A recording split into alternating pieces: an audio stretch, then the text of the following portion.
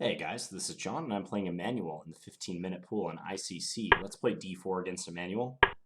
I've been playing a fair amount of d4 lately. Just been in that sort of mood. Okay, and he plays the Chigorin variation. I'll play knight f3 against that. I don't really like taking on d5 against the Chigorin, at least early on.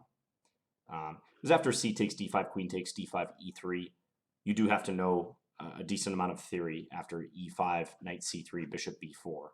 So I prefer to decline it with knight f3, which I would assume from a Chigorin player's perspective is not something they like to see as much. And then I like to play knight c3 right here. They usually go e6, and then white can play bishop g5 or bishop f4. While I have a moment, I'm going to check Emanuel's stats. He takes on c4. That's an interesting decision. So his peak rating is 2130.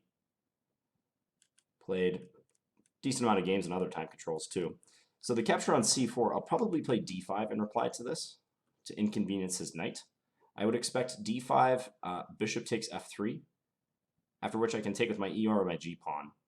I'll probably take with my e pawn, intending knight e5, bishop takes c4, knight takes c4, queen a4 check, regaining the piece.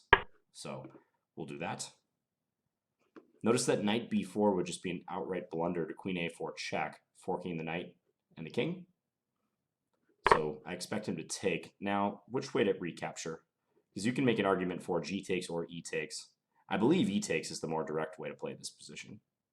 But g takes has some merit too, like taking towards the center. It's pretty tempting as well. I'm mildly concerned that if g takes, he might go knight a5 and try to hold on to the c4 pawn, though. I don't know, is that a valid concern? Let's say g takes, knight a5, queen a4 check, c6. Pawn takes c6. That still looks excellent for me. So if g takes f4, knight e5, I can play moves like f4, maybe. You know what, I'm just going to play e takes. I'm pretty sure this is the move, and it's more direct. I'm not going to speculate with g takes f3. I feel like that's a decision. You know, it was close between the two, and I knew e takes to be a good decision. It's probably not worth spending another minute convincing myself that g takes f3 is better. It's just better to play the move that you know is reliable. We'll see what the engine has to say afterwards.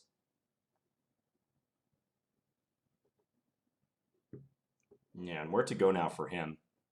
Because knight e5, bishop takes c4. If knight takes c4, queen a4 check.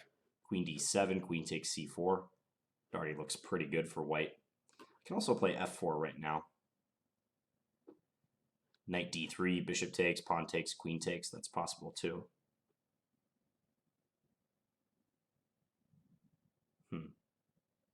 Bishop f4 is also possible. Quick development.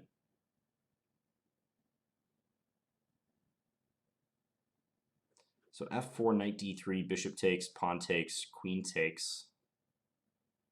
I would assume knight f6, something like that. Maybe queen b5 check then. And the other line, the original line, bishop takes c4, knight takes c4, queen a4 check. Queen d7, queen takes c4, let's say knight f6, maybe bishop f4, hitting the pawn on c7. Looks pretty good for us as well there. Let's say rook c8, castles, g6, and I'll try to go bishop g7. Let's take, I'm playing the obvious move after considering it. If f4, I think there actually was a decent chance he was going to play knight e7. Trying to preserve the knight.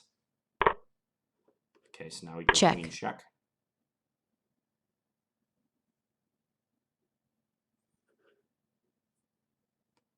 Yeah, I'm playing this in the most principled way possible, I believe.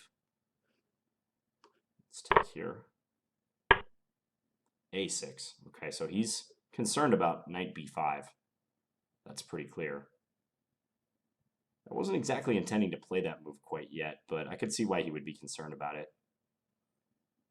Probably castles. I'm going to have a nice lead in development now. Let's say he plays knight f6. I'm going to play bishop f4 most likely. Attacking c7, that will gain me a tempo because he'll probably end up playing rook c8.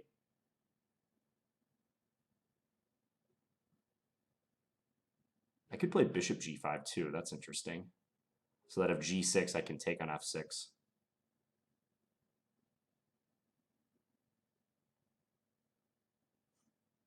I think I prefer bishop f4 though. Bishop f4, let's say rook c8, rook fe1, g6, maybe even something as simple as rook e2 there. So that if bishop g7, I can double, and if he castles, I win a pawn. That's a real straightforward way of playing. I think bishop g5 deserved merit too, though. Now, I can't bring about another attacker on c7, so I want to x-ray his king by playing this rook fe1 move. And if g6, which is one of the few ways he can free himself, I like the look of rook e2, preparing the doubling. Queen b4 might be a possibility as well soon. That would hit b7 and also hit e7.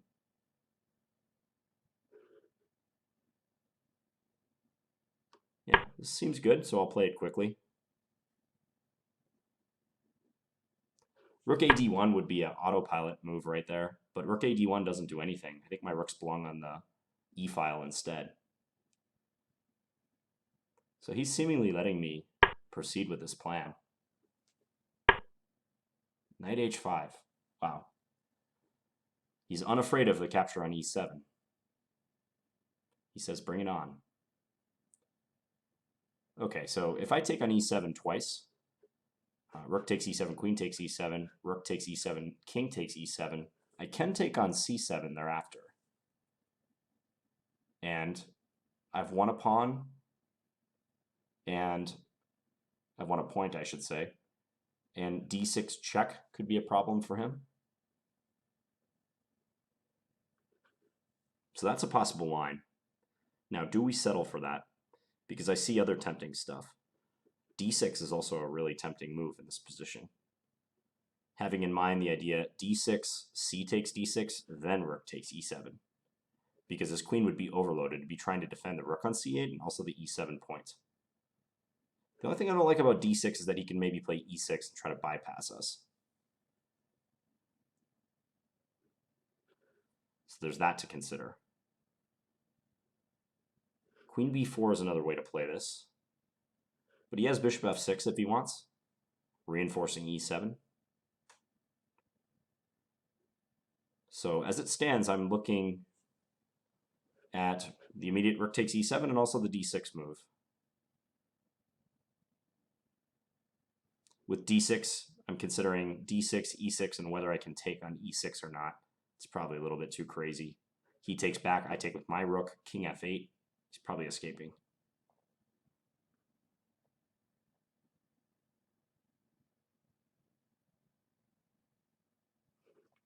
If I take twice on e7 and then take on c7, his king will be somewhat stranded in the middle. And I'm actually threatening maybe queen b4 check in addition to d6 check. I think with his knight offsides too, that has to be pretty strong for me. All right, let's go ahead and play this. Check. I don't see anything Check. too risky about doing this, honestly, because material-wise, we're doing fine. And also, his king is stuck in the middle now. I actually won 2 points of material out of that transaction. Well, 2 pawns. I'm up 1 point of material because he has the 2 rooks. Yeah, so I thought he might do this to try to slip away to f8. But I think I have queen b4 as a disruption move. Because queen b4, he has to go to f6, which looks horrible. Because if he goes queen b4, king d7, I have queen d6 mate. So I'm thinking queen b4, king f6, and then he is threatening a back rank checkmate, so g4 would be a good way to deal with that. Ah, but my bishop is hanging. So maybe slight adjustment to that plan. Maybe not. I was thinking queen c5, king f6, then g4, but he can go rook e1, king g2, knight f4 check, and if I were to take with my bishop, I'm pinned. Okay, so now I'm looking at giving him a check, but then either on b4 or c5, and then giving check with the knight. So knight e4 check. How would that affect things? Let's say queen c5, just keeping an eye on the bishop. So queen c5, king f6 forced, knight e4 check. If king f5, g4 is mate, so he would have to play rook takes e4. Then I take with my pawn. I've won an exchange. That must be winning. Yeah, that's looking good. So now just to check if there's any superior way to play that. I see a line that looks promising. This seems like a position where I should have multiple lines that are good. So I am willing to spend an extra 30 seconds to look for that.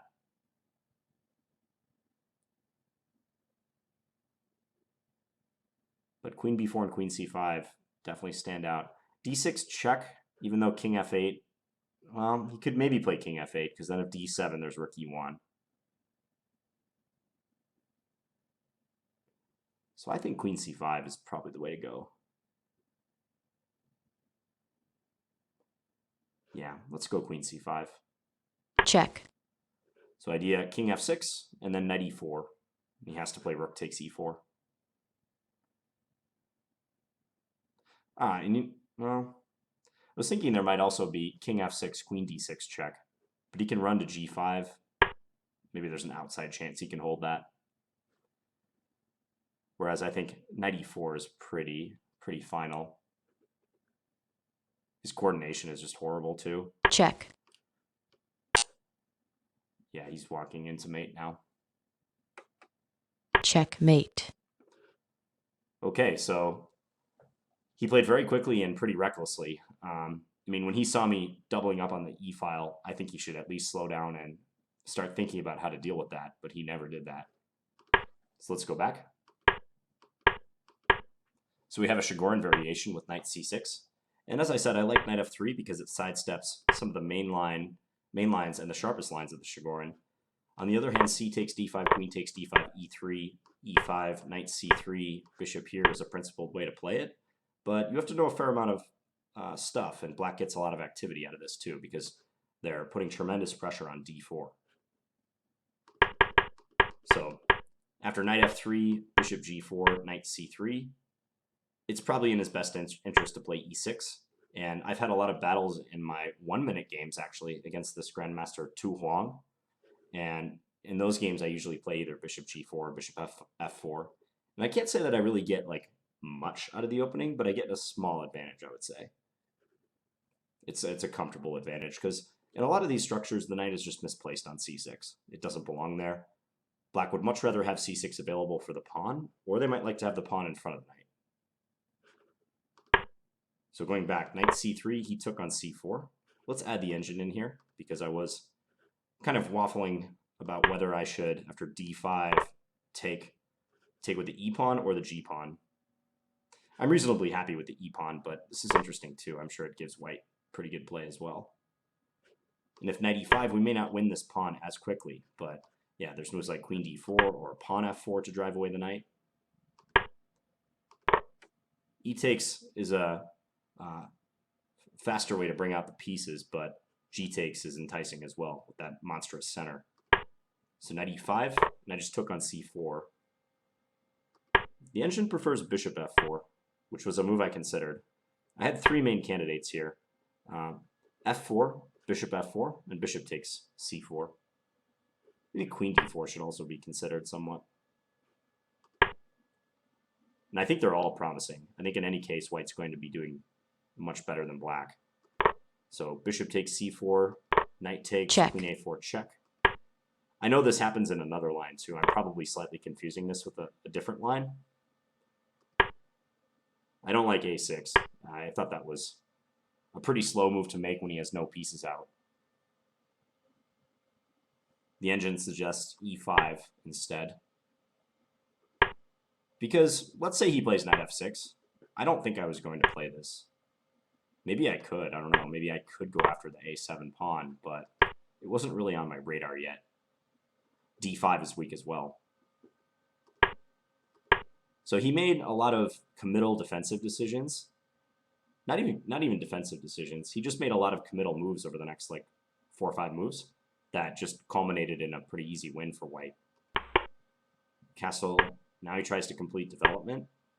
His one tempo can be deadly. He's already behind in development. I don't think he can afford the luxury of playing a6. Yeah, now I'm headhunting his king. G6. Rook e2. It's interesting, for a second the computer said rook a d1, which I claimed was an autopilot move.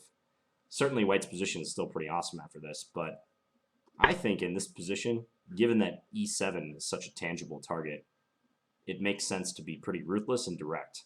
So rook e2, intending rook a e1. I think this puts him in dire straits. He's really got to figure out the defense here. He's going to just lose. Interesting that the computer does like rook a d1 better. It suggests rook a d1, bishop g7, queen b4. Okay, so rook a d1 performs a useful function in this case, defending the d5 pawn, overprotecting the d5 pawn. And I'm attacking this, and I'm also attacking e7. And it gives a line b5 and then d6. That's interesting. And if c takes, I assume rook takes or bishop takes. He's not going to be castling anytime soon, because if he does, he loses a lot of material. I still like rook e2, though. So let's see what it thinks is the best defense. b5. My instinct would be queen b3 here. Let's say b5, bishop g7, rook a e1, and then just castle. Okay. So it says he should just give up the e7 pawn, and then rook c e8. I can't take the queen because of back rank checkmate on e1. So if white wants to, I could just trade down into a pawn up endgame and somehow guard this threat. Maybe like king f1, I don't know. Yeah, and this is pretty much a pure pawn. Maybe some chances for black just because my pawns are doubled. But yeah, he has to spend the time to figure out a defense like that. I mean, just look at his time. Bishop g7, played in 6 seconds. Here. Now this move played even quicker than that. And that's just over after that. Not saying his position isn't difficult otherwise, but I mean, if someone played knight h5 against me that fast in this position over the board, I would be shocked. I really would. And I probably wouldn't rate their play very highly. Unless they specifically knew that knight h5 was the best defense, which clearly it isn't. So, you know, you just got to spend the time in positions like this. You can't just play a move and pray that it works out. So knight h5, check. Take on e7. Also, check. I think his move, rook he8 right here, is just purely hoping that something allows him to escape with his king. I do something that allows him to escape, but at this point I can't really criticize him because his position is losing. But the pace at which he played that move is consistent with his attitude towards this game. So rook here. Yeah, I guess there's not much else though, huh? Rook hd8 was the top suggestion, but I can just take. His king is too exposed. It really is. If king f8, I would assume, oh yeah, bishop c6. We're just picking this up. So his king is permanently stuck in the center. I can choose how to attack it. Moves like d6 check, possibly in conjunction with knight d5, queen b4 check, or queen c5, as occurred in the game. All of those are threats. Check. So queen c5, king f6. Check. Yeah, this is plenty good. And he walked into mate, but this is similarly hopeless.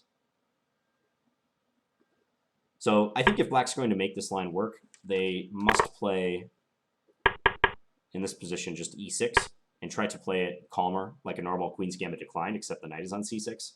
In return for having the knight on c6, though, they do get the bishop out to g4, so that is some active play in return for having a misplaced knight.